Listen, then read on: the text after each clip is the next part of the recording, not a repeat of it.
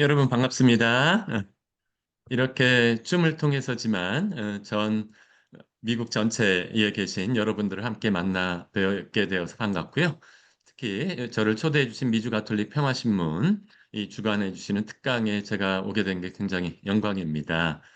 어, 자세히 소개해 주셨지만 제가 이 특강과 관련된 얘기 잠깐 소개해 드리고 시작하면 될 텐데요.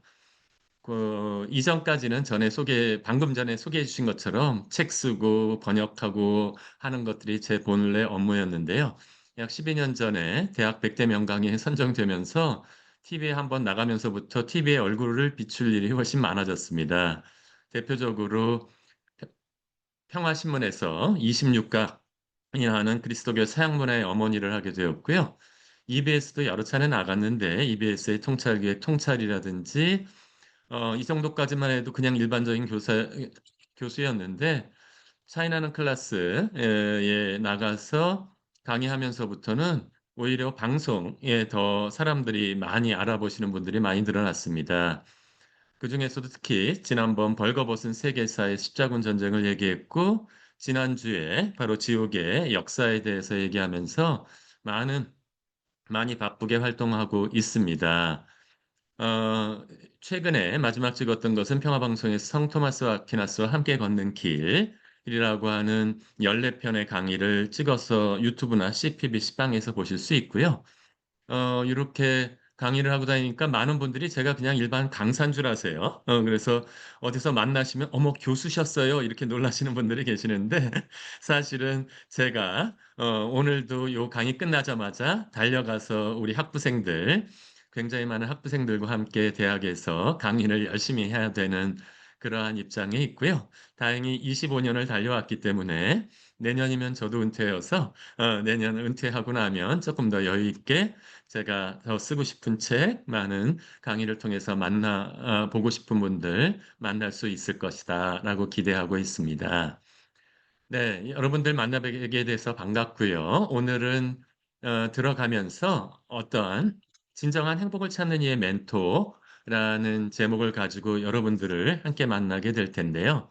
잠시 들어가는 말에서 행복이 의미에 대해서 살펴본 다음에는 1번, 2번, 3번 전체 아우구스누스의 생애를 따라가면서 이야기를 나눠볼까 합니다. 많은 분들이 아우구스누스의 생애에 대해서는 알고 계시겠지만 이미 알고 계신 것들도 저랑 같이 한번 정리해 보면서 어떤 부분에다가 좀 더 이야기 나눌까 하는 이야기들을 함께 생각해 봐 주시면 좋을 것 같고요.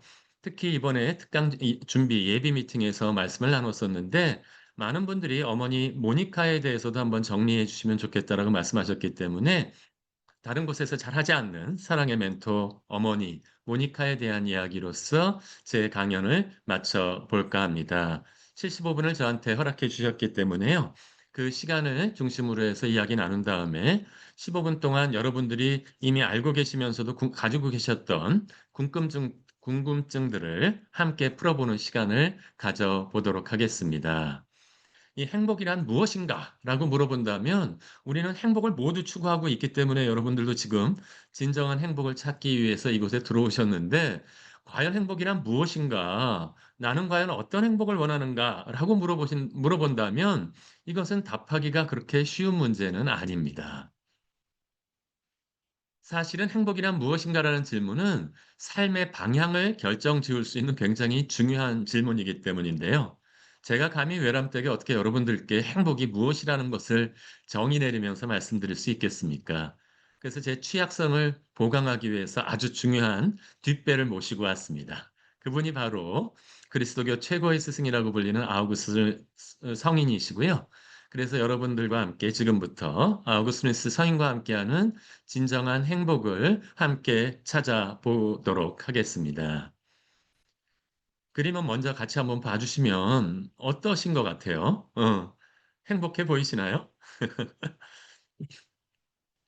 정말로 이 다섯 분의 이 노인들의 얼굴을 보면 얼마나 일생을 갖다가 열심히 살아와 주신지 느낄 수 있을 정도로 주름살이 깊게 패이고 하지만 열심히 살아오신 어떤 수사들과 같은 느낌을 저희들한테 주고 있는데 어깨가 축 처지고 더 이상 활짝 웃고 계신 분들이 안 계십니다. 사실은 우리 미주 각지에 계신 여러분들도 정말 열심히 살아오시면서 여태까지 달려오셨는데 그 성과를 갖다가 느끼면서 행복감을 느끼시는 분도 계시겠지만 많은 분들은 정말 열심히 달려온 것에 비해서 나의 행복감은 무엇인가 허전하고 힘이 빠지는 때가 있고 매일은 아니더라도 종종 이 화면에 나온 분들과 같은 느낌을 받는 순간들이 생겨날 수 있더라라고 하는 것이죠. 이런 힘을 잃어버린 순간들에서 어떻게 하면 그 행복을 다시 찾아갈 수 있는지에 관해서 아우구스누스를 통해서 한번 배워보는 시간을 가져보도록 하겠습니다. 아우구스누스는 아까 제가 그리스도교 최고의 스승이라고 소개를 해드렸는데요. 그 가장 중요한 역할 중에 하나는 그리스 로마 문화라는 것과 그리스도교 사상을 하나로 종합해낸 뛰어난 사상가라는 의미입니다. 여러분들 미국에 살고 계시기 때문에 아마도 서구 문화에 대해서 우리 한국에 계신 분들도 훨씬 더 익숙한데 저는 서구 문화를 규정한다라고 한다면 그리스 로마 문화, 특히 그리스 철학을 중심으로 한 이성적인 그러한 사상들과 함께 아주 몇년한 2000년이 넘는 역사를 끌어오고 있는 우리 그리스도교 사상이 두 가지가 되는 중심축이라고 생각합니다.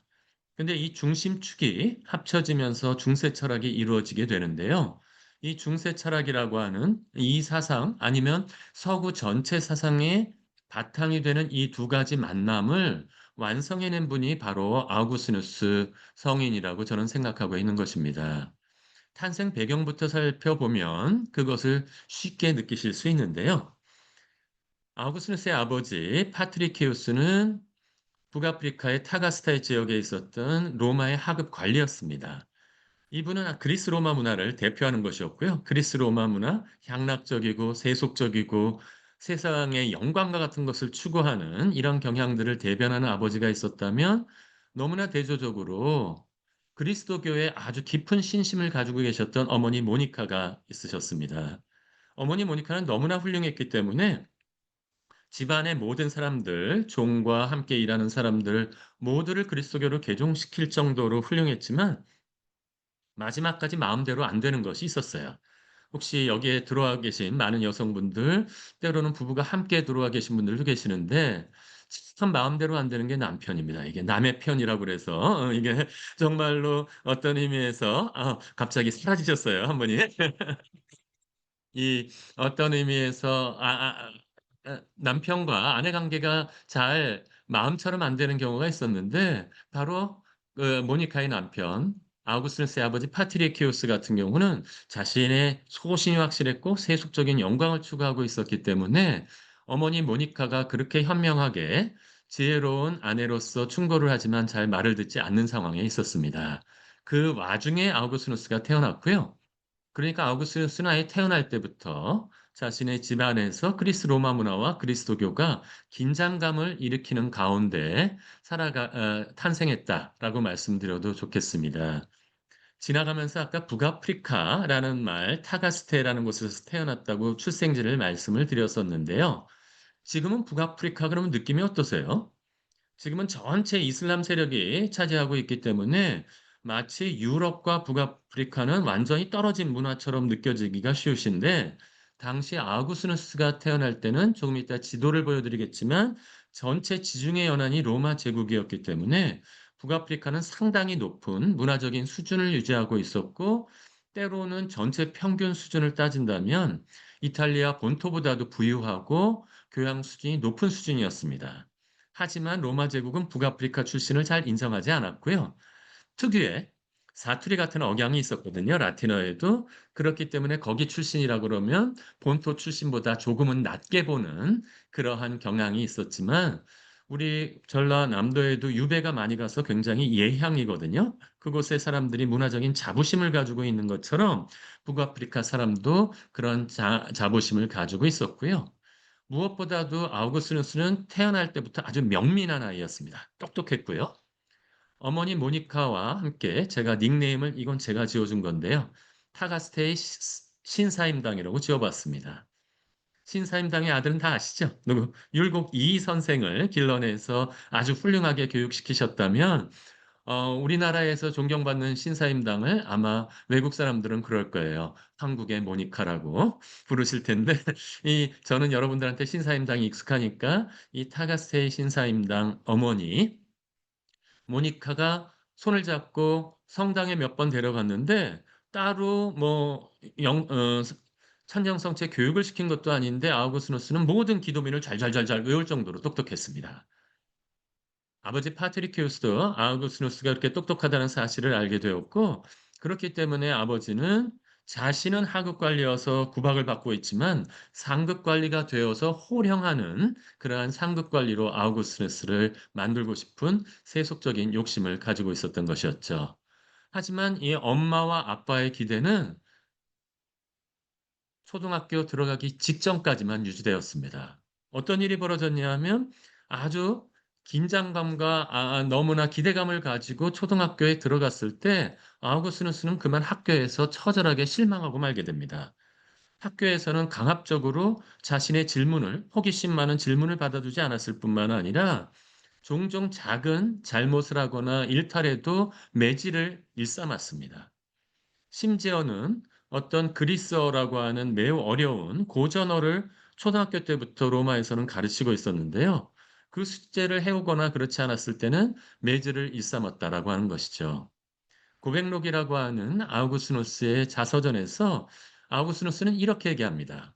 아우구스누스는 로마 신화에 대해서 이미 거의 모든 내용을 암기하고 있었고 가장 좋아하는 내용이 신화에 대한 내용이었는데 호메로스라고 하는 그리스 신화를 학교에서 가르치면서 암기해 오지 않으면 매질을 하는 것이었어요.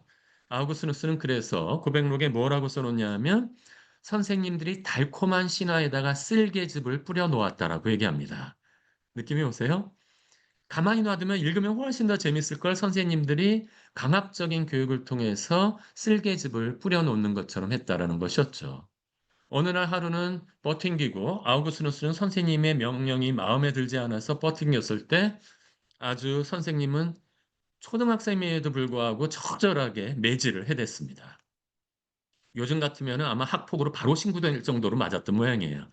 그래서 아우구스누스는 집에 돌아와서 아버님께 자신을 도와달라는 이유로 학교에서 선생님이 나 이렇게 때렸어 하고 자신의 엉덩이를 가르쳤더니 아버지는 아우구스누스 편을 들어주는 것이 아니라 요즘에 뉴스에 나올 때 뭐 달려가서 선생님 머리채 잡는 부모님도 계시는데 아우구스누스의 아버지는 도대체 네가 학교에 어떻게 했길래 선생님한테 매를 맞았냐고 오히려 자신도 매질을 하기 위해서 매를 들고 쫓아왔습니다.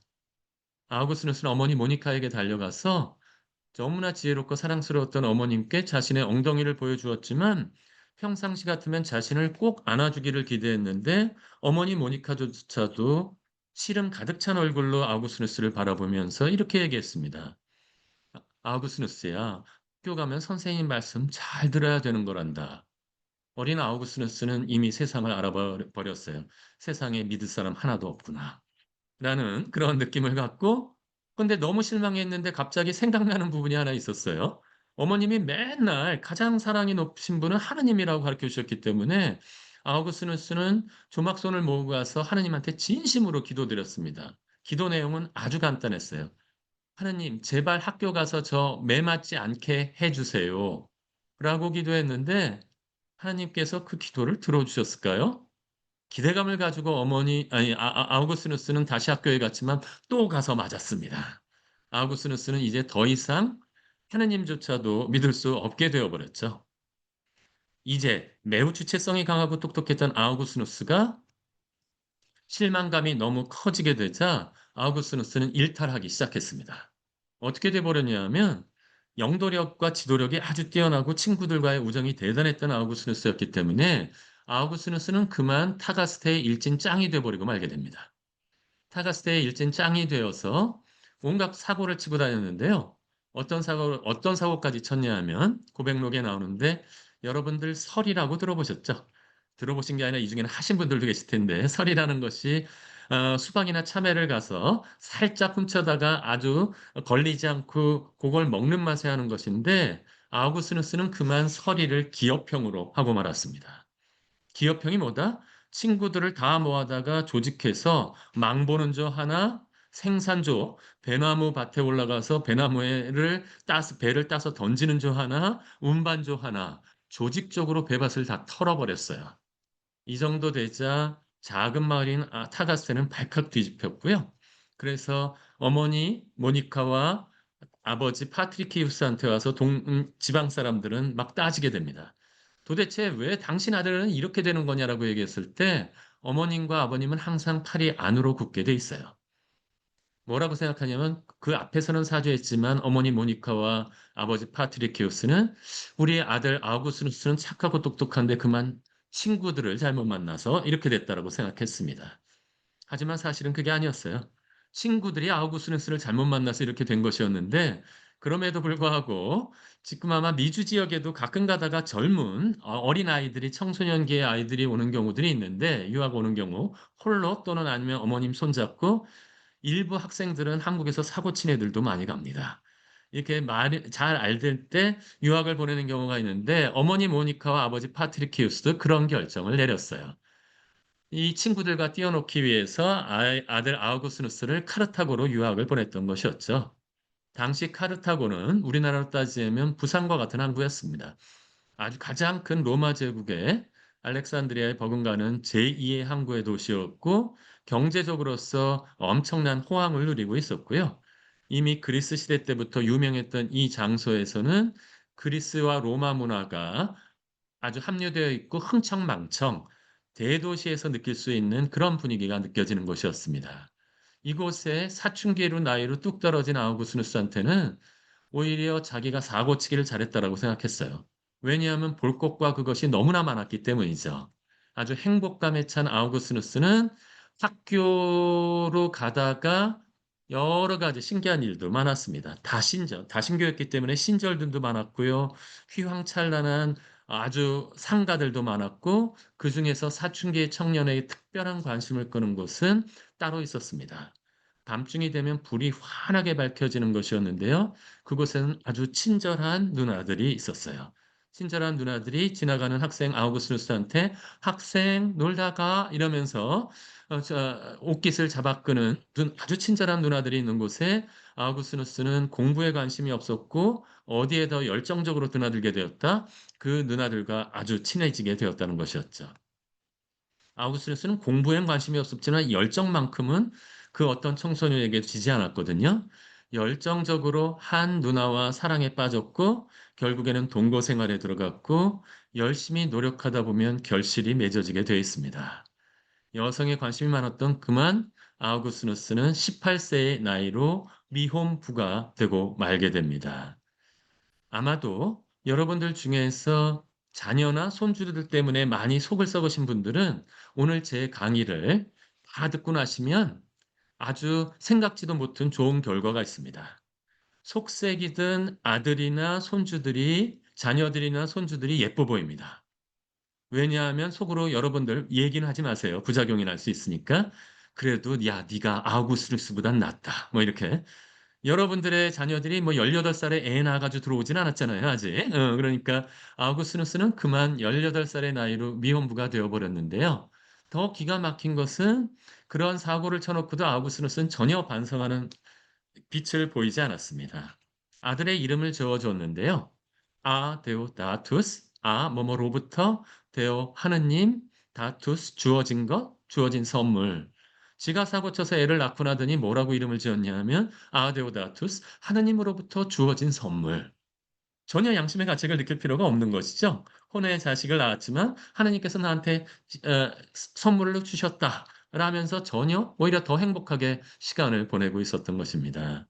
근데 신기한 것이 하나 있었는데 어머니와 아버지가 눈물을 흘리면서 제발 공부하라 그래도 공부하지 않던 아우구스누스가 사랑은 항상 내리사랑인 모양이에요. 여러분들 자녀 때문에 속 썩는다고 하셨지만 옛날 부모님이 나 때문에 속 썩은 걸 생각해 보시면 아마 확 이해가 되실 겁니다. 사랑은 항상 내리사랑인데 이 아우구스누스도 어머님 말씀 듣고는 공부를 안 했지만 자신의 아들과 내연의 처가 있게 되자 가장으로서의 책임감 때문에 이제 그 명민한 머리를 가지고 수사학 공부를 시작했습니다. 그러다가 갑자기 하나의 책을 만나게 되었는데요. 그것은 키케로 또는 치체로의 호르텐시우스라는 책이었는데 수사학을 배우기 위해서 열심히 그 책을 읽어나가던 도중 한 단어에 꽂히고 말게 됩니다. 그 단어가 무엇이었다? 필로소피아라고 하는 것이었어요. 소피아, 우리 본명으로도 많이 나와 있는데 이 소피아라고 하는 것은 지혜라는 뜻이고요. 필로라고 하는 것은 필하모니에 나오는 사랑이라는 뜻인데 두 가지를 연결하면 지혜에 대한 사랑, 키케로가 수사학을 잘하려면 지혜에 대한 사랑, 필로소피아를 제대로 공부해야 한다라고 얘기했던 것입니다.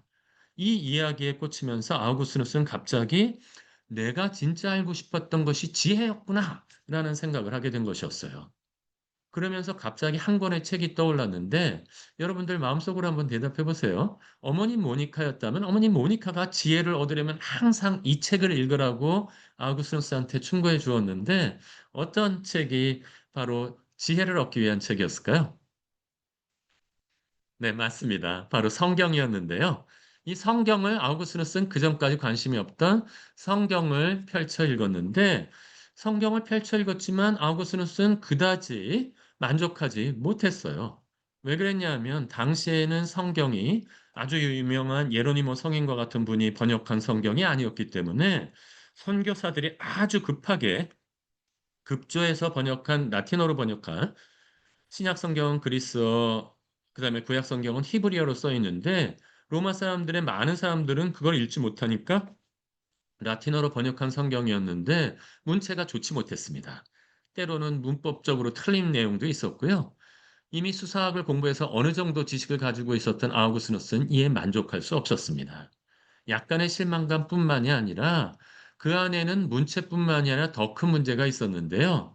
성경을 읽어 나가면서 모순투성이가 너무나 많이 발견되기 시작했다라는 것이었습니다. 예를 한두 가지만 들어보도록 하겠습니다. 창세기에는 창세기 6일간의 창조, 7일은 쉬셨으니까 6일간의 창조에 대한 이야기가 나오는데요. 한번 여러분들 혼자서 한번 대답해 보실래요? 해와 달과 별은 며칠 날 창조되었을까요? 며칠 날쯤? 사실 해와 달과 별은 나흘에 창조되었다라고 나와 있는데 이 창세기 공부하신 분들도 가물가물해서 망각의강을 지나서 기억 안 나시는 분이 많으실 텐데 아우구스누스는 그러면 우리는 사흘 나흘이었지 하고 넘어가는데 아우구스누스는 이랬어요. 이상하다. 만일에 해와 달과 별이 나흘째에 창조되었다면 도대체 앞에 하루, 이틀, 사흘은 어떻게 알게 되었을까? 이런 생각을 하는 거예요.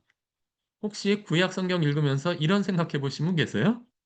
창세기 읽으면서 해가 생기지도 않았는데 하루, 이틀, 사흘은 어떻게 알았고 이런 식으로 의심스러운 눈으로, 이성적인 눈으로 성경을 보기 시작했던 것입니다. 또 다른 예도 있는데요. 최초의 인간은 아담과 하와, 그가 낳은 아들이 카인과 아벨인데요. 카인과 아벨이었는데 아담과 화가 낳은 카인과 아벨이 중에서 카인이 동생 아벨을 시기해서 때려 죽였죠. 그러면 세상에 몇 명 남았어요? 세 명 남아 있죠. 근데 카인이 하나님과 얘기하면서 이렇게 얘기합니다. 세상 사람들이 내가 동생 아벨을 죽인 것을 알기 때문에 나를 해칠까 봐 두렵습니다. 무슨 뜻이에요? 아담과 하와 아버지와 어머니가 카인이 동생 죽였다고 칼 들고 와서 카인까지 죽여버리려고? 아마도 어떤 부모님도 그런 생각은 하진 않을 것 같은데, 얘기를 해보면 아담과 하와 카인 말고도 주변의 세상에 많은 사람들이 있는 것처럼 창세기에 묘사가 되어 있더라라고 하는 것입니다. 그것뿐이 아니었습니다.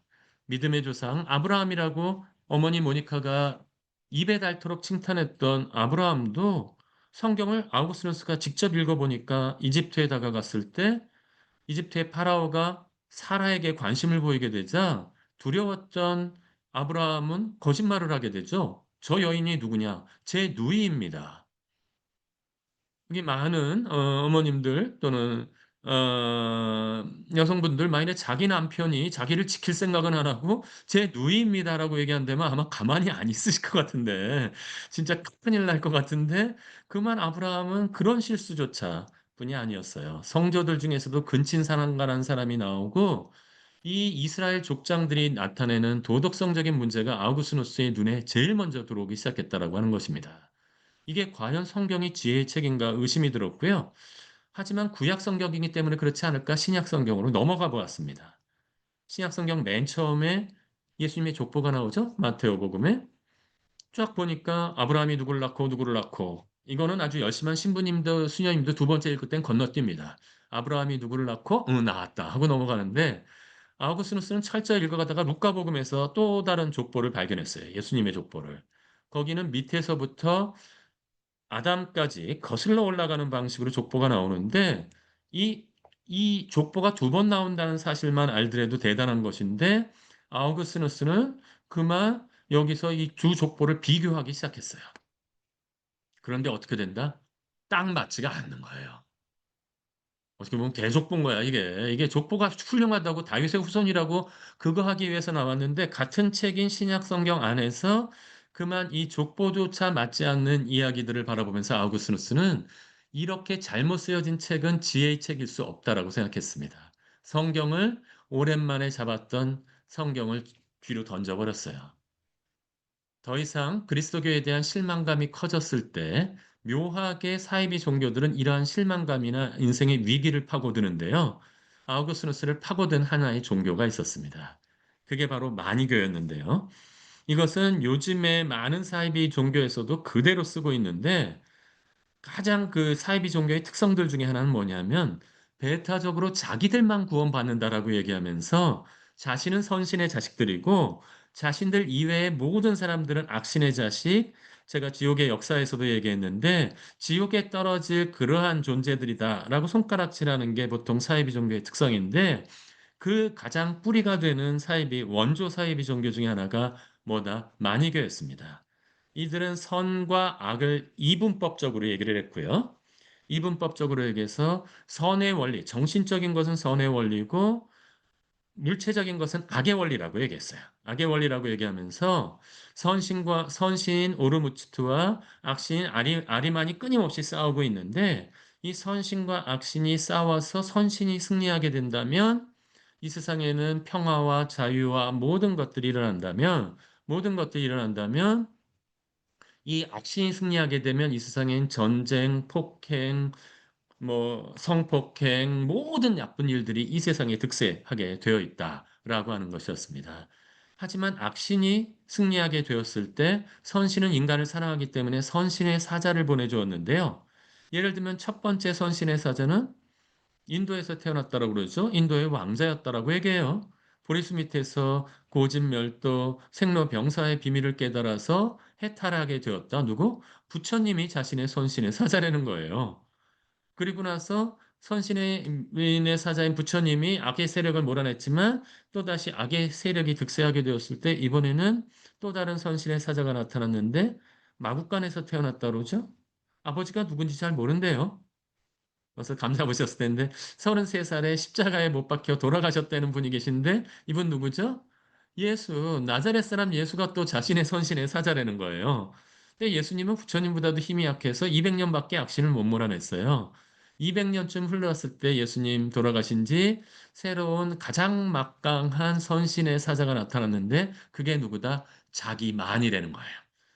이런 얘기 어디서 들어보신 분 계실 거예요. 우리는 통일교 같은 경우도 자기가 모든 이 지혜로운 것을 다 했다라고 하고, 뭐, 여러 가지, 소위 사이비 종교는 항상 자기가 제2의 구세주 메시아라고 얘기하는 사람들이 있는데, 마니교도 그런 류였다라고 하는 것입니다. 그런데 좀 이상해요. 그러면 아우구스누스는 왜 마니교에 쭉 빠지게 되었을까 하는 것을 생각해 본다면, 아우구스누스는 사실은 어머니의 영향 때문에라도 무엇인가 잘못했을 때는 죄책감을 느끼고 있었어요. 죄책감을 느끼고 있었는데 만일에 만이교의 얘기가 맞다면 이 선신과 악신의 싸움은 세상에서만 일어나는 것이 아니라 지금 이 마음 안에서도 일어날 수 있더라는 거예요. 자기 마음 안에서도 일어나게 되는데 요즘에 날씨가 다시 좋아지면서 우리 대학생들은 많이 이제 갈등을 느끼는 거예요.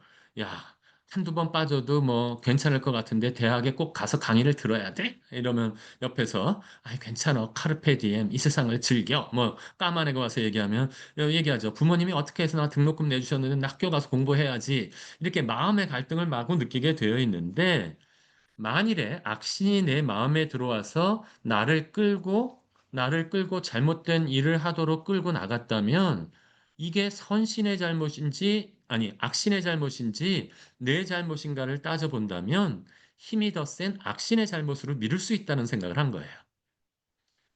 당시만 해도 교활했던 아우구스누스는 자신의 윤리적인 책임을 누구한테 전가하기 위해서 악신에 전가하기 위해서 마니교에 깊게 빠져들고 말았습니다.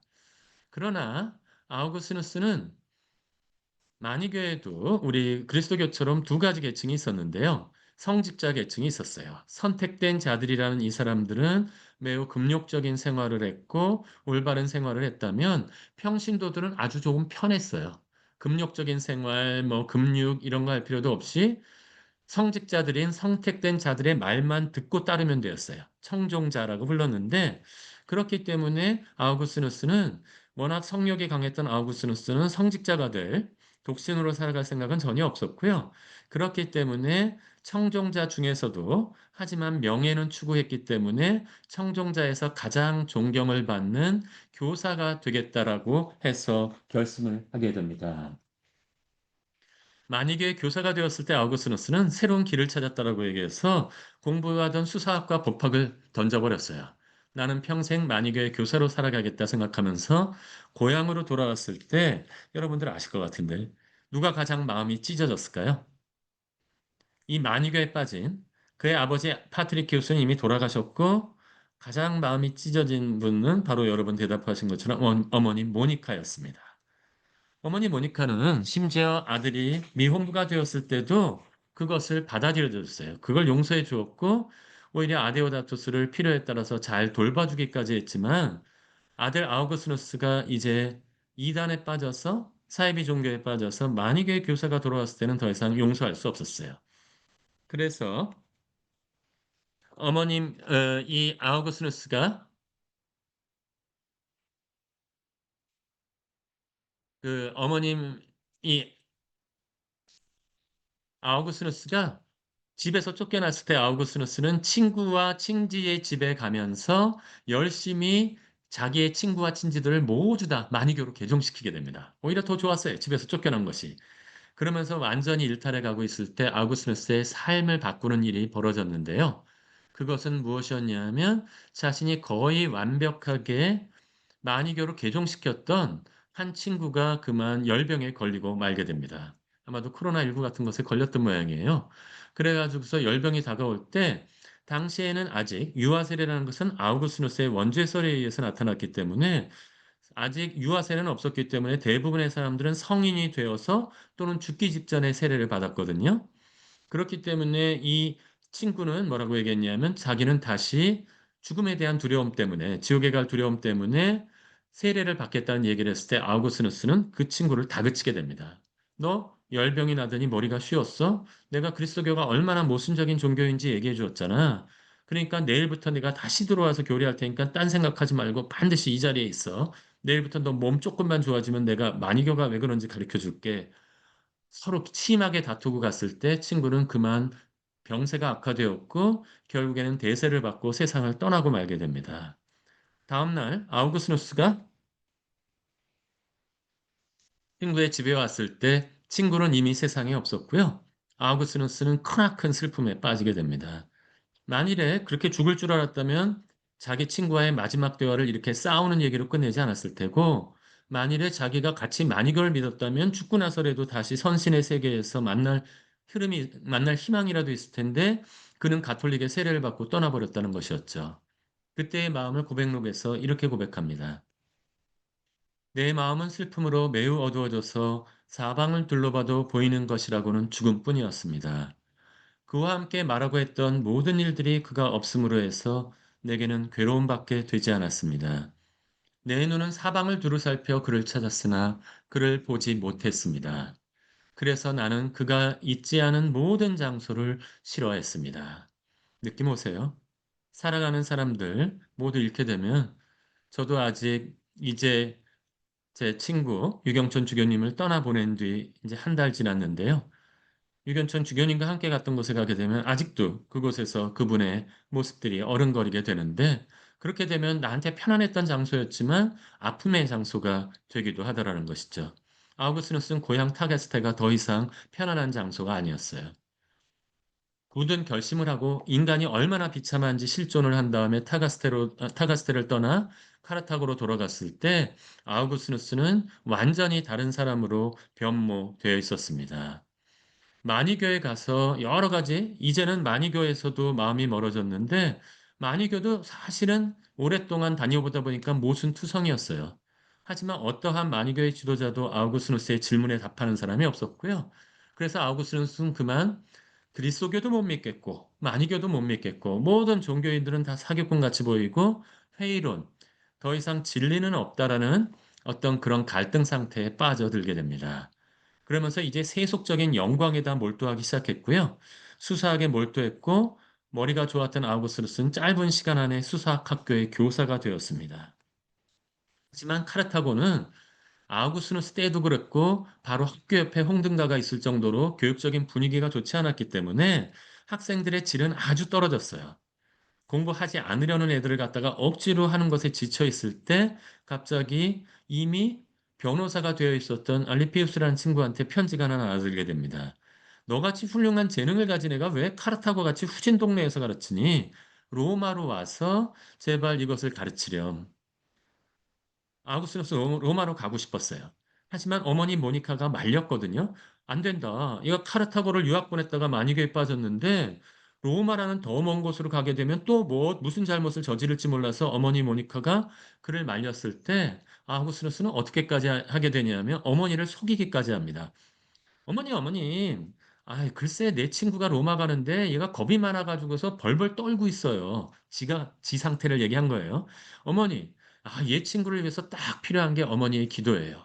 그러니까 어머니가 그 옆에 있는 치프리아누스 경당 가서 내 친구를 위해서 기도해 주세요.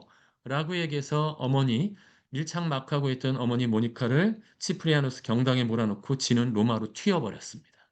어디 가는지 얘기하지도 않고 어머니 모니카는 7일 동안 이번에도 또 방황하고 어디 가출했나 보다 했는데 돌아오지 않는 모습을 보고 너무나 어디 사라져버린 아우구스누스 때문에 눈물을 흘리고 계셨지요. 아우구스누스는 그런 어머니는 기억도 하지 않고 로마로 가서 승승장구했습니다. 명강의를 펼치기 시작하자 사람들이 모여들기 시작했고요. 진짜 가르칠 맛이 났어요. 정말 이거는 뭐 어디 하버드 법대 애들 모아놓고 가르치는 분위기였어요. 질문도 좋고 대답도 좋고 막 그랬는데 결정적인 단점이 하나 있었는데 이들이 얼마나 똑똑했냐 하면 기존의 제도까지도 악용하는 로마의 똑똑한 친구들이었습니다. 우리나라에도 가끔 법꾸라지라는 단어가 있잖아요. 법을 잘한다고 해서 법을 잘 지키는 것이 아니라 법을 깨는데 이것을 활용하는 사람들이 있는데 로마의 아이들은 거의 그런 것이었어요. 이거는 외국에도 없는 무슨 제도가 있었냐면 로마의 학교들에선 등록금 후불제라는 제도가 있었습니다. 강의를 일단 들어보고 만족하는 강의만 돈을 내는 거예요. 이거 굉장히 좋은 조던데, 그러니까 대학생들한테 이 얘기해주면 막 환호하면서 자기네도 이거 하자 그러는데, 근데 로마 애들은 이걸 어떻게 악용했냐면 30일 강의 듣고 이제 돈을 낼 때가 되면 28일까지 누구보다도 열심히 듣던 애들이 29, 30일은 학교에 안 나옵니다. 왜? 실망했다는 표시로. 그러면 뭐를 해도 돼요? 돈을 안 내도 됐던 것이죠. 아우구스누스는 치를 떨고 말게 됩니다. 차라리 카르타고에 공부 못하는 애들이 낫지 얘네들처럼 벌써 마음이 비뚤어져 있는 애들한테 수사학과 법학을 가르치게 된다면 이게 어떠한 결과를 맺지 두렵기 시작했다라고 하는 것이었죠. 그래서 아우구스누스는 실망해 있을 무렵 깜짝 놀랄 만한 편지를 받게 되는데 아우구스누스를 밀라노의 황실수사학교 교사로 초대한다는 뜻이었습니다. 인생이 완전히 바뀌게 되는데요. 그 비밀은 다음 챕터에서 한번 찾아보도록 하지요. 아우구스누스가 밀라노에 딱 도착했을 때 그냥 깜짝 놀라고 말았어요. 쫙 늘어서서 밀라노의 최고 귀족 자제들이 자신을 환영하는데 그 정도로 대단한 자리였어요. 황실수사학교 교사의 자리라고 하는 것은 그래서 이 사람들이 나타나서 보는데 뭐 보니까 뭐 원로원 의장 아들, 황제의 손자, 만수르 아들, 뭐 집에서 정문에서 현관까지 들어가는데 2주 걸리는 아주 부잣집 아들들이 모두 나와서 근데 한 가지 특이한 것은 밀라노에 있었던 이 귀족 자제들은 향락적인 생활을 즐기는 것이 아니라 철학 공부를 모여서 하고 있었어요. 아우구스누스는 그래서 자연스럽게 철학 공부에 매진하게 되는데 그들이 심취해 있었던 철학을 뭐라고 부르냐 하면 이론론적인 신플라톤주의라고 부르게 됩니다. 플라톤의 이름이 나오죠. 플라톤은 아시는 분들이 꽤 많으실 텐데 이 신플라톤주의는 플라톤의 사상을 체계화한 것이었는데요. 이 감각 세계에 넘어 있는 진리가 있는 정신적인 영역이 가장 소중한 것이고, 이 가장 소중한 정신으로부터 이 세상의 모든 것이 흘러나왔다는 유출설을 주장하고 있었습니다. 복잡한 내용이기 때문에 여러분들한테 그냥 도표로만 보여드리도록 하겠고요. 일자로부터 모든 것이 흘러나와서 이 모든 세상들이 이루어졌다라고 하는 이러한 이원론적인 것에 한번 빠져봤던 아우구스누스한테는 모든 세상에 대한 모든 것을 체계적으로 설명하는 신플라톤주의가 아주 대단하게 설득력 있게 다가왔고요.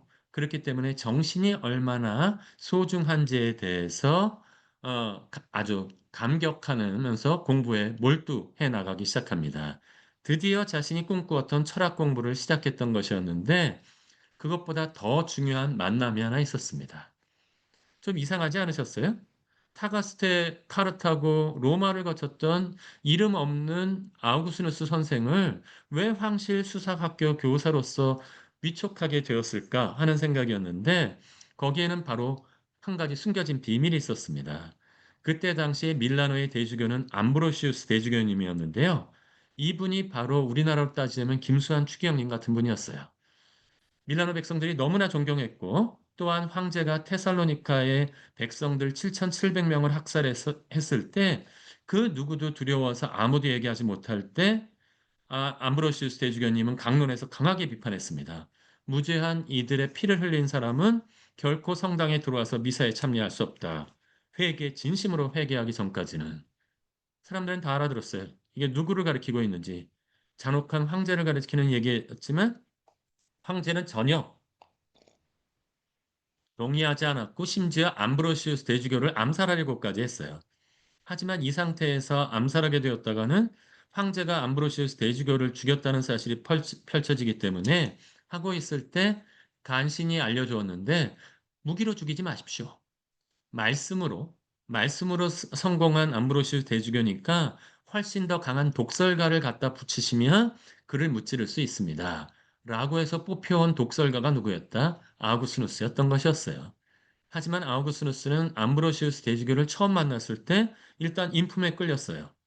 자기가 자기를 암브로시우스를 저격하러 왔는 줄 알면서도 아우구스누스를 암브로시우스 대주교는 아주 편안하게 받아주었고 아버지가 자식을 대하듯이 이끌어 주었고 더더군다나 암브로시우스의 강론을 통해서 아우구스누스는 드디어 성경을 영적 의미가 있다는 사실을 알게 되었어요. 아우구스누스는 어땠죠? 어렸을 때 꼬치꼬치 다치면서 문자적 의미만을 따지고 이게 모순에 빠진다라고 비판을 했었는데 성경 안에서 발견되는 굉장히 많은 모순과 같은 것들을 암브로시우스 대주교는 뭐다? 영적으로 해석한다면 이 모든 것들이 다 이해될 수 있다는 사실들을 이야기해 줬어요.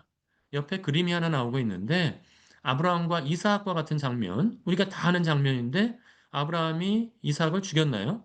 죽이지 않았죠? 아브라함은 이삭을 죽이지 않았어요. 근데 암브로시우스 대주교는 이것을 강론해서 이렇게 해설합니다. 그런데 실제로 자신의 아들을 우리 인간들을 위해서 내어주신 분이 계십니다. 누구죠?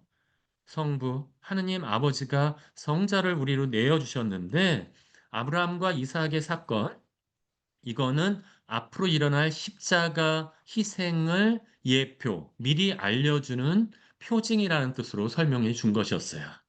이런 뛰어난 연설을 들으면서 아우구스누스는 그리스도교로 개종하고 싶은 마음이 커졌고요.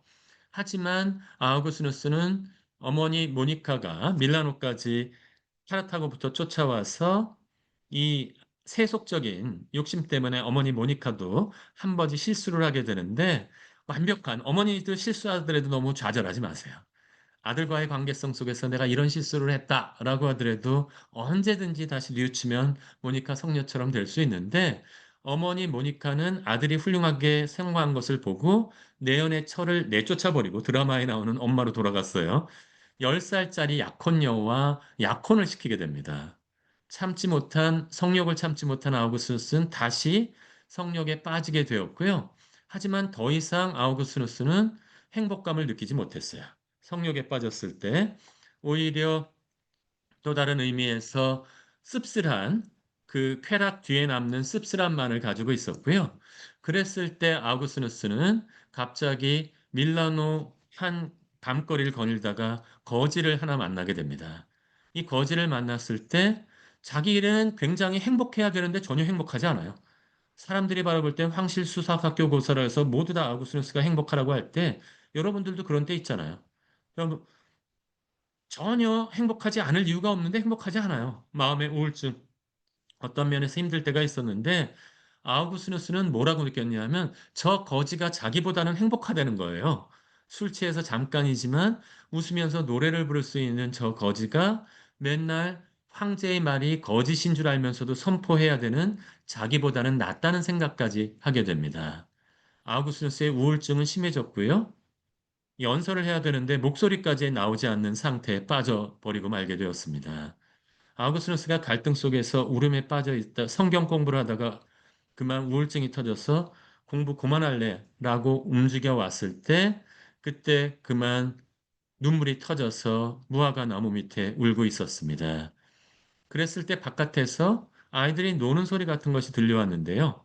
집어서 읽어라, 집어서 읽어라. 아우구스누스한테는 마치 이게 성경을 펼쳐서 읽으라는 이야기처럼 들려왔어요. 아우구스투스가 달려가서 이건 요즘에 성경 묵상법으로도 자주 쓰이는데요. 성경을 딱 펼쳐 읽었을 때 집에 계신 분들은 같이 소리내서 한번 읽어봐 주셔도 좋을 것 같습니다. 밤이 물러가고 낮이 가까이 왔습니다.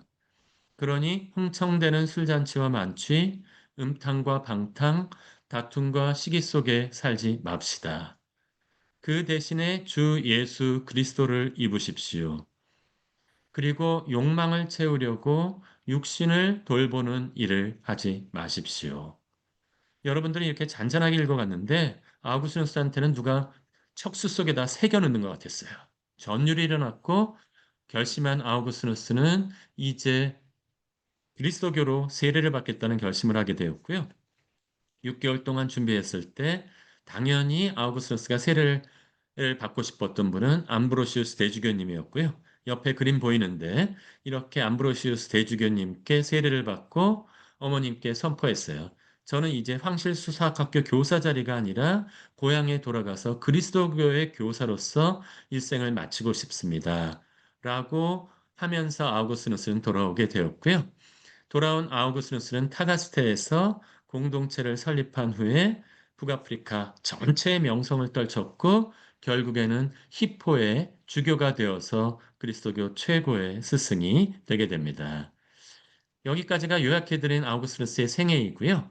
여기서부터 진정한 행복을 한번 찾아 나가볼까 하는데요. 여러분들 각자 혼자 대변해 보세요. 여러분들 정말 행복하세요? 대답하시는 분이 많지 않은 것 같아요. 예, 그냥 행복하세요? 그래도 그걸 할 때 정말 행복하냐고 그러니까 제가 봐도 쉽게 대답하기가 어려운데 질문을 잠깐 바꿔보겠습니다. 여러분들 행복해지고 싶으세요? 훨씬 많은 분이 고개를 끄덕이셨어요. 행복해지고 싶다라고 얘기하는데 이 아우구스누스는 이렇게 얘기합니다. 지금 행복해지고 싶다고 고개를 끄덕이신 분들은 정말 행복한 건 아니라는 거예요. 행복해지고 싶다는 게 뭐냐? 지금 상태보다는 무언가가 더 나아질 게 있다.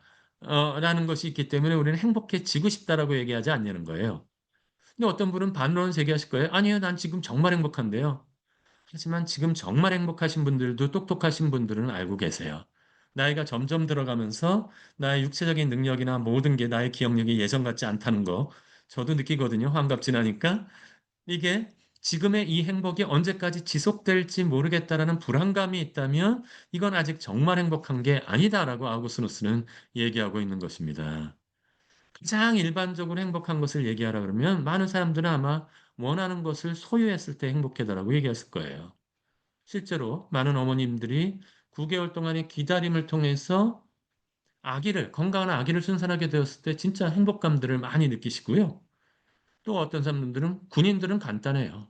날짜 쉬고 있다가 제대하게 되면 행복감을 느껴요. 우리 고등학생들은 자기가 원하는 대학에 들어왔을 때 행복감을 느껴요. 그 중에서도 누가 가장 행복하냐면 2월 26일, 27일 날 연락받은 애들이 제일 행복해요. 떨어졌는 줄 알고 포기했는데 그 대학에서 야, 너희 들어와도 된다라고 얘기했을 때 그 행복감을 느끼는데 아우구스누스는 원하는 것을 소유하게 됐다라고 행복하다는 것도 생각해 볼 필요가 있다는 거예요. 모든 부모님들은 아이들의 행복을 원하는데 아이들은 신기하게 불에 대한 관심이 있어요. 불에. 그래서 애들은 불장난이라는 걸 괜히 하는 게 아니라 불에 대한 관심이 있어서 조금만 크면 성냥이나 라이터를 가지고 장난을 치려 하는데 애들이 행복하게 해주려면 그 원하는 걸 줘야 될까요? 미친 엄마 아빠들이 아니면 그 어떤 엄마 아빠도 아이들한테 위험하다고 생각되는 성냥이나 라이터를 주는 어머니는 없을 거라는 거예요. 그렇기 때문에 원하는 것을 소유하다고 무조건 행복해지는 것이 아니라 정말로 올바르게 선하게 좋은 원하는 것을 소유할 때만 행복하다라고 얘기할 수 있는데 아우구스누스는 이거를 설명하기 위해서 두 가지 필수적인 조건을 제시하게 됩니다. 그 첫 번째 조건은 무엇이었냐면 자신이 사랑하는 대상이 끊임없이 변화되어 버리는 그러한 대상이라면 그건 진정한 행복을 가져다 주지 못한다는 거예요.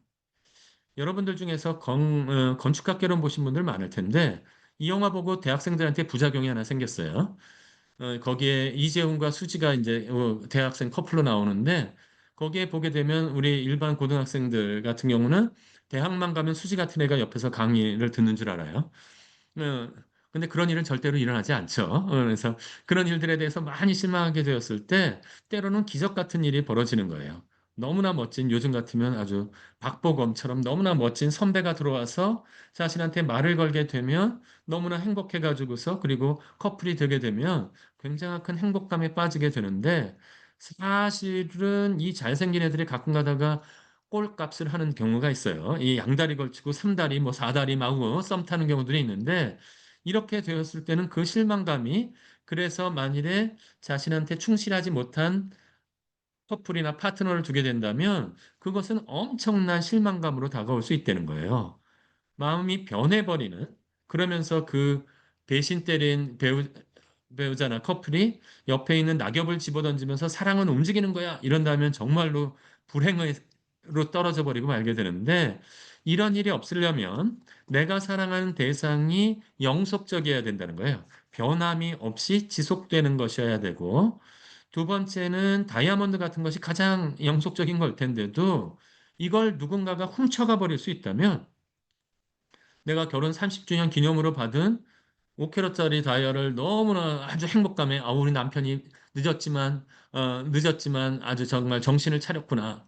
나 황혼 이혼하려는 마음을 접어야 되겠다고 생각했는데 그걸 누가 달랑 하필 그 반지를 훔쳐가 버렸다면 그 상실감은 너무 클 거예요.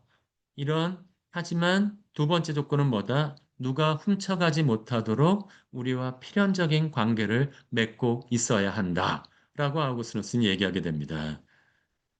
어디로 가려는지는 대충 감이 오셨을 거예요.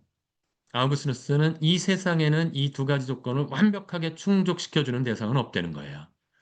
이 두 가지 조건을 완벽하게 충족시켜주는 대상은 하느님뿐이며 이 두 조건을 충족시켜주는 원하는 것을 소유했을 때에만 우리는 행복할 수 있는데 그렇기 때문에 우리는 언제 행복하다? 신을 소유했을 때만 행복하다라고 얘기합니다. 아우구스누스의 대부분의 책은 그다음부터 무엇을 위해서 설명을 한다?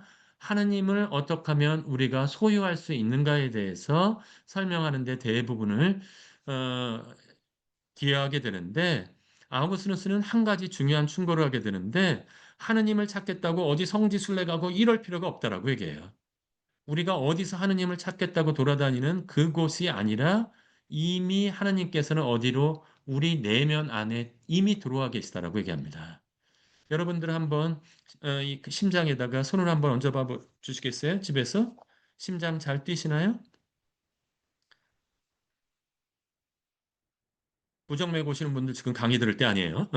지나치게 약하거나 그러면 빨리 병원 가세요. 그러면 심장이 잘 뛰는 것을 확인했다면 여러분들 우리의 심장보다 더 깊은 곳에 가장 깊은 나의 내면 속에 하느님이 와 계시다는 생각을 한번 해보세요. 하느님께서 나는 여태까지 생각하지 못하고 내가 살아왔는데 나는 내 심장이 뛰는 것으로 살아왔다라고 생각하는데 그래서 아우구스누스는 뭐라고 충고하냐면 당신들의 내면으로 들어가라라고 얘기합니다.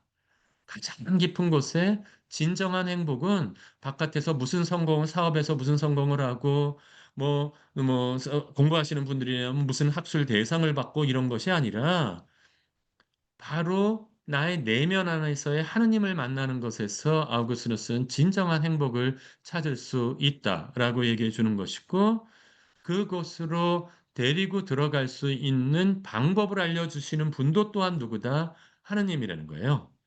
그 방법을 알려주시는 분을 아우구스누스는 내적인 스승이라고 불렀는데요. 보이지 않는 성부를 우리들한테 보여줄 수 있도록 눈으로 볼 수 있도록 가르쳐 주신 그리스도야말로 우리들이 내면 안에서 하느님을 찾는 가장 중요한 길이라고 가르쳐 주신 것입니다. 세속적인 말로 이야기한다면 아우구스누스는 이렇게 충고합니다. 내면으로 들어가라. 다음 단계는 내적인 스승의 목소리에 귀를 기울이라. 그리스도께서 우리에게 말씀해 주신 것을 그대로 믿고 따르면서 양심의 목소리에 따라서 나의 생활을 맞추어 가라는 거예요. 아우구스누스 이미 옛날에 들었어요. 악신과 선신이 싸우고 있을 때 끊임없이 들려왔던 선신의 목소리보다 자신의 탐욕에 따라서 그것을 따르면서 생활했다면 이제 양심의 목소리에 따라서 자기를 돌보며 살아가라고 아우구스누스는 충고해 주고 있는 것입니다. 조금 더 구체적으로 아우구스누스는 이 방법을 알려주었는데요. 그것을 아우구스누스의 윤리관인 사랑의 윤리라고 사람들은 부르고 있습니다. 간단하게 요약해서 사랑의 윤리를 말씀드려 본다면요. 빨간 글씨만 같이 읽어 주실래요? 사랑하시오. 그리고 당신들이 원하는 것을 하시오. 사랑의 윤리의 아주 가장 중요한 개념입니다. 다시 한번 해볼까요? 사랑하시오. 그리고 당신들이 원하는 것을 하시오. 사실은 이것은 너무나 중요한 내용입니다. 미국이나 아마 한국이나 선거철만 되면 사람들은 가장 어려운 사람들을 찾아겠다고 시장에 가서 뭐 떡볶이 먹고 뭐 먹고 많이 하지만 많은 경우 권력을 쥐고 난 다음에 그곳을 진정으로 찾아다니는 정치가들은 많지 않아요. 그런 것들을 보면 왜 좋은 일이죠. 어려운 사람들을 찾아놔서 자원봉사하고 뭐 하는 것들은 다 좋은 일이고 좋은 결과를 맺을 수 있는 것이지만 만일에 그러한 봉사활동과 같은 것도 표를 얻기 위한 눈가림과 속임수로서 그러한 행위를 한다면 그것은 결코 올바른 일이 아니라는 거예요. 거기엔 뭐가 결여되어 있나요? 사랑이 결여되어 있다는 거예요. 사랑이 결여되어 있기 때문에 아우구스누스는 그런 행동은 결과가 아무리 좋다라고 하더라도 올바른 행동이다라고 얘기할 수 없다라고 이런 지하에 경고를 하고 있는 것입니다. 하지만 한 시간 지나서 이제 철학 교수의 강의가 너무 피곤해서 혹시 그냥 이미 끄고 나가시고 싶은 분도 계실 텐데 아직 끄지 마세요. 여기까지 듣고 끄시면 부작용이 날 수 있습니다. 어떤 부작용이 날 수 있냐면요. 이런 걸 뭐라고 부르죠?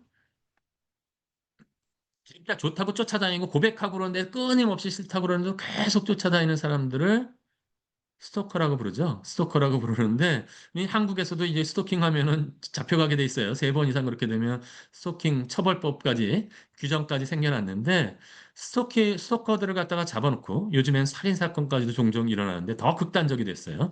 스토킹이.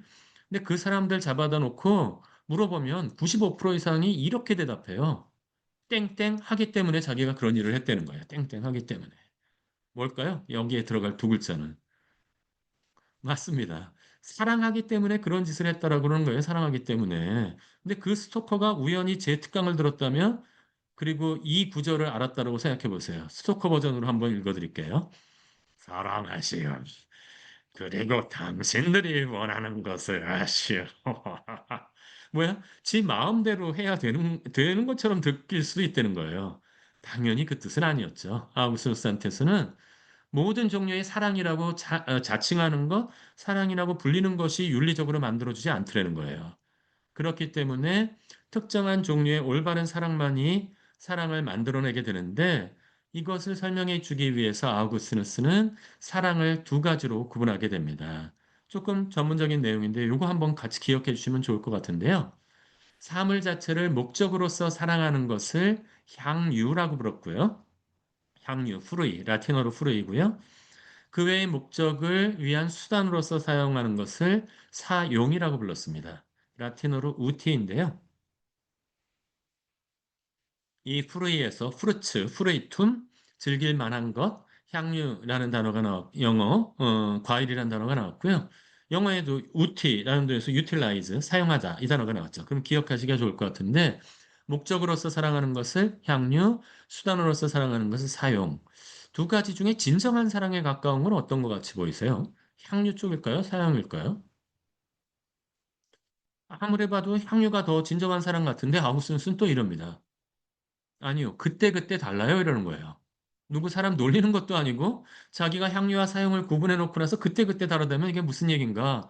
지 마음대로 해도 된다는 뜻인가? 그것은 아니었어요.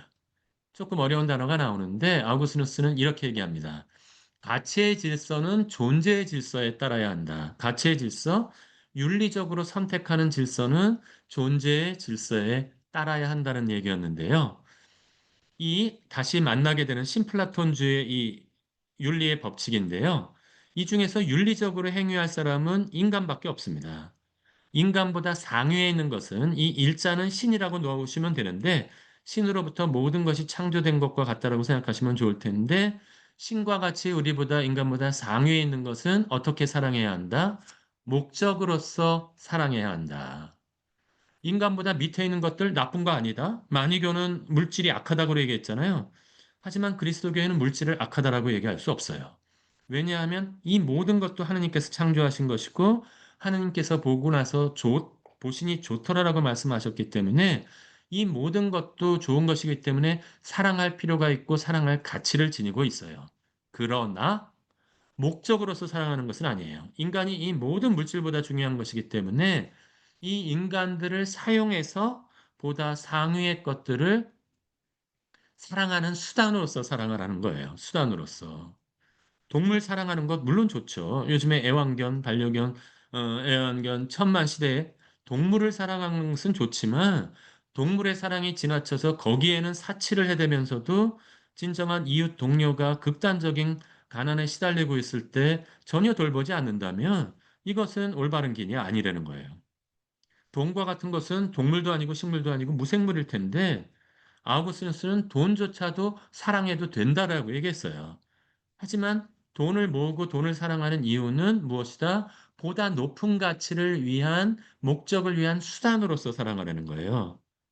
그렇기 때문에 사람들이 돈보다 훨씬 가치가 높은 인간들을 갖다가 수단으로 사용해서 산재사고처럼 인간들의 목숨 또는 세월호처럼 과잉해서 인간들의 목숨을 수단으로 사랑해서 돈벌이 수단으로 쌓는다면 이것은 크나큰 잘못이다라고 아우구스누스는 경고하고 있는 것입니다. 그래서 동물을 인간보다 더 사랑하거나 영혼을 위해서 사용할 육체, 요즘엔 육체의 아주 전성시대인데 몸에 대한 건강은 그렇게 모든 것들을 건강제, 모든 것들, 다이어트, 모든 걸 하면서 영혼을 돌보지 않거나 돈을 그것보다 더 위에 있는 가치로 사랑한 것은 왜곡된 사랑이다. 라고 경고하는 것이고요. 아우구스누스가 또 하나 경고했던 것은 신은 절대적으로 향유하고 사용하지 말아야 되는데 종종 인간들이 신을 사용하더라는 거예요. 가장 대표적인 것은 종교 전쟁인데요. 그래서 제가 벌거벗은 세계사에서 십자군 전쟁에서 소위 그리스도교인들이 어떻게 이 종교를 갖다가 전쟁에 활용했는지 정치가들과 종교인들이 어떻게 이 하느님을 갖다가 자신의 탐욕을 위해서 사용하는지, 그리고 우리나라에서 아직도 계속 벌어지고 있고 미국에서도 벌어지는데 이건 미국식의 우리로 들어왔어요. 대형화된 우리 개신교 교회에서 하느님을 자기네 세속적인 성공에 대한 수단으로서 사용하는 일들이 벌어지는 것은 아우구스누스의 사랑의 윤리를 아주 대단하게 거스르는 일이다라고 말씀드릴 수 있겠습니다. 사실은 아우구스누스가 회개한 데는 보이지 않는 너무 소중한 사랑의 멘토가 계셨어요. 그게 바로 어머니 모니카였는데요.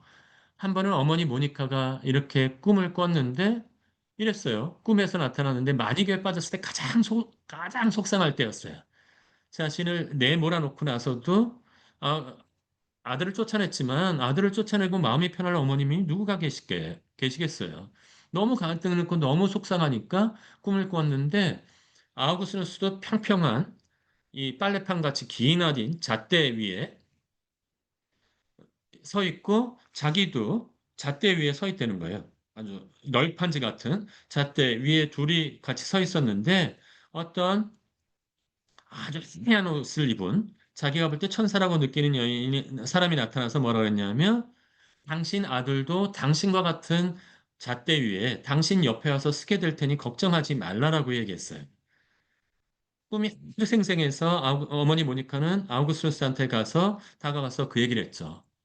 가서 그 얘기를 쭉 했더니 아우구스투스가 오만방자하게 어머니 거보세요. 어머님이랑 저랑 같이 서 있다라고 얘기하잖아요. 그러니까 어머님도 빨리 마니교에 들어와서 저와 함께 우리 이 마니 스승님을 믿으면서 우리 선신 오르무트들을 섬겨야 한다라고요. 라고 얘기했을 때 그 전까지 그렇게 단호하게 한 말이 여기 나와 있습니다. 어머니 모니카가 뭐라 했냐면 그 아주 하얀 옷을 입은 젊은이께서는 나한테 뭐라 그랬냐면 네 아들이 있는데 너도 서 있을 것이라고 얘기하지 않고 나 어머니 모니카가 서 있는 곳에 네가 서 있을 것이다 라고 얘기했다는 거예요. 어머니 모니카는 아들의 그러한 감언 이설에도 절대로 흔들리지 않고 자신의 확신을 포기하지 않고 있었고요. 하지만 절대로 돌아오지 않았어요. 그래서 너무 속상해서 한 번은 어머니께서 내가 존경하는 주교님이 얘기해주면 혹시 아우구스누스가 말을 듣지 않을까 해서 주교님을 찾아가서 제발 우리 아들 아우구스누스를 되돌려 달라고 간청했어요. 주교님은 알았어요. 그 아주 오만방자한 아우구스누스가 돌아올 거라고 생각하지 않았기 때문에 몇 차례나 거절을 했는데도 거의 어머니 모니카는 이술과 심순의 수준으로 매달렸어요. 그냥 또 매달려서 떠나지 말라고 막 이렇게 얘기하니까 어머니 모니카한테 주교님이 이렇게 답변했어요. 당분간 그를 내버려 두시오. 그를 위해 하느님께 기도만 하시오. 혼자 책을 읽다가 스스로 자기의 오류에 눈을 떠 하느님에게 등을 돌리고 살고 있는 자기를 발견하게 될 것이오.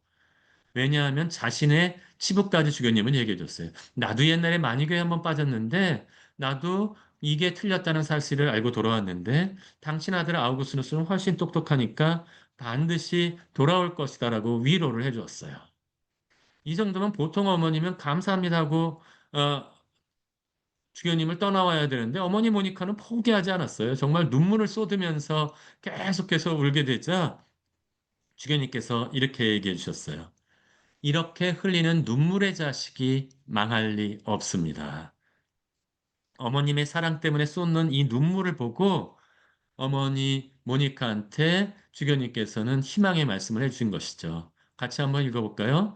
이렇게 흘리는 눈물의 자식이 망할 리 없습니다. 이거는 어머니 모니카와 함께 아우구스누스가 사가세로 돌아올 때 그만 어머니와 아들은 오스티아, 로마에 가까이 있는 그 항구에서 정말로 영광, 천국에 있는 것과 같이 아름다운 이야기를 나누게 됩니다. 너무 좋았어요. 드디어 이제 완전히 같은 잣대 위에 서서 어머님과 들 아우구스누스가 어머니 모니카와 아들이 너무나 그것에 대해서 얘기를 해주고 전에 꿈에 보이셨던 신앙의 교리의 잣대 위에 있다. 우리 어머님들한테 제가 아주 아들한테 효도 받는 충고를 하나 해드릴게요. 너무 좋아도 이 단어는 쓰지 마세요. 정말로 너무 좋아서 여한이 없다. 이런 얘기 하시면 안 돼요. 여한이 없다. 어머니 모니카가 그만 이 얘기를 하신 모양이에요. 여한이 없다. 내가 네가 나한테 돌아와서 이렇다라고 얘기하니까 이게 진짜 행복감의 절정을 맛보았다는 뜻인데 절정을 맛보았다는 뜻인데 그만 그 얘기와 함께 어머니 모니카가 오스티아 항구에서 열병에 걸리고 말게 됩니다. 그래서 어머니 모니카는 그 가장 행복한 순간에 세상을 떠나게 되었던 것이죠. 그래서 어버이날 전에 제가 우리 학생들한테 뭐라고 얘기하냐면 어머님, 아버님을 제대로 속썩인 아이들은 한꺼번에 효도하지 마라. 어머님, 아버님 병 걸리실 수 있다. 단계적으로 하라. 이 농담이고요. 이 아우구스누스가 이렇게 되었을 때, 오스티아 항구에서 어머님이 사망하시게 되었을 때, 어머니 모니카께서는 이렇게 얘기하게 됩니다. 나의 시신을 가지고 가느라고 고생하지 마라. 우리들은 천국의 영광 때 다시 만날 것이 틀림없기 때문에 내 육신이 어디에 묻혀 있는지는 전혀 걱정하지 않아도 된다. 오히려 네가 제대해서 기도할 때 항상 나를 기억해다오 라는 유언을 남기게 됩니다. 아우구스누스는 고백록 9권에서 어머니 모니카의 순결한 기쁨을 얘기하게 되었는데요. 이하여 당신은 어머님의 슬픔, 하느님께서는 어머님의 슬픔을 기쁨으로 전향해 주셨습니다. 그 기쁨이란 어머니가 원했던 것보다 훨씬 더 풍성했고, 어머니가 내 육신을 통해서 보게 될 손자들을 원하는 것보다 훨씬 더 귀엽고 순결한 것이었습니다. 라고 어머님께 말씀을 드리게 됩니다. 끝으로 이 레미제라블 장발장 얘기 들은 거 아시죠? 다 아시니까 거기서 나오는 한 신부님이 나오는데 이게 사실은 신부님이 아니라 주교님이에요. 실존하고 있었던 미리엘 주교님이신데 이 주교님의 사랑이 바로 장발장, 그 복수심에 가득 찼던 장발장을 바꾸어 주게 되는데요. 이 사랑의 윤리의 힘은 이렇게도 강렬합니다. 또 다른 예는 바로 우리 김수환 추기경님이신데요. 이 김수환 추기경님도 제가 바라볼 때는 사랑의 윤리를 너무 잘 알고 계셨어요. 그분의 마지막 말씀이 이것이었는데요. 고맙습니다. 서로 사랑하세요. 아구스누스 성인의 사랑의 윤리, 사랑하라, 그리고 내가 원하는 것을 행하라라는 말을 항상 마음에 품고 살아가셨던 분입니다. 시간이 다 되어서 정리하도록 할 텐데요. 아우구스누스는 방황했어요. 정말로 이렇게 성인 중에는 이렇게 방황한 사람이 없는데 아들 미혼부대 뭐 세속적인 영광 다 쫓아다녀 그리고 나서 또한 이단에 빠져서 사이비 종교에 빠져서 그렇게 속썩여 육체적인 욕망 하지만 끊임없이 삶의 의미를 찾아 나가기 시작했고요. 그래서 그 삶의 의미를 성찰할 때는 지금 내가 어떠한 대상을 사랑하고 있는가를 살펴보시면 돼요. 나의 마음이 가장 매여 있는 곳이 어디에 있는지 한번 살펴보신다면 여러분들은 그곳에다가 마음을 두고 있는 것이다 라고 한번 생각해 보실 수 있고요.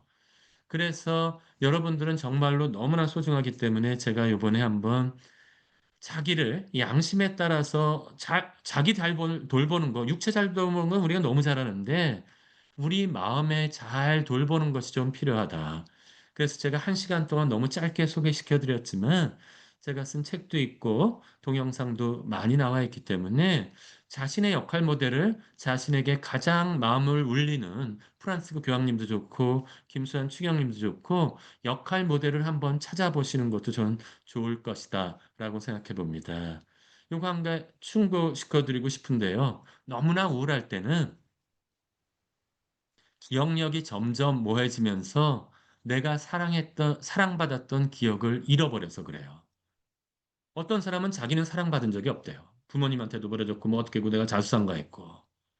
제가 확실하게 말씀드렸는데, 사랑받지 못했다면 여태까지 살아 계실 수가 없어요. 자신이 사랑받았던 기억들을 글로 기억해 보시는 것이 큰 도움이 되실 수 있어요. 그리고 어머니 모니카와 아구스누스처럼 꼭 부모님 아니어도 돼요. 정말 어떤 곳에선가 사랑을 주고받았던 지금의 배우자라면 더 좋고요. 지금의 배우자가 안 되면 미래의 배우자라도 만들어 보세요. 함께 실패와 인내를 그렇게 실패했지만 제가 미리 말씀드리자면 어머니 모니카는 날로 기쁨을 얻은 것 같죠. 기다리는데 27년 기다렸어요. 학교 들어간 다음부터 속썩기 시작해서 33살에 회개할 때까지 27년 동안에 어머니 모니카가 기다리셨던 것처럼 실패와 인내를 넘어선 공동체의 기쁨을 여러분들께서 누리실 수 있기 바랍니다. 요 내용은 제가 아우구스누스에게 삶의 길을 묻다의 13편으로 나누어서 글을 써놨으니까 한번 글을 보셔도 좋고요.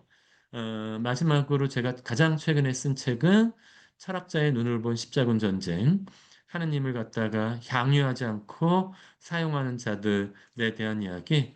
벌거벗은 세계사 가서 중요한 얘기 다 했는데 PD가 시간 없고 사람들한테 긴장감 떨어진다고 다 잘라버렸어요. 제가 속상해서 1피리지로 1년 동안 쓴 책이니까 관심 있는 분들 한번 읽어보시면 지금 미국도 한국도 굉장히 전쟁 위기가 다가오고 있는데 위협이 많이 다가오고 있을 때 어떻게 평화를 누리실 수 있는 기회가 될 수 있을 것 같습니다. 네, 감사합니다.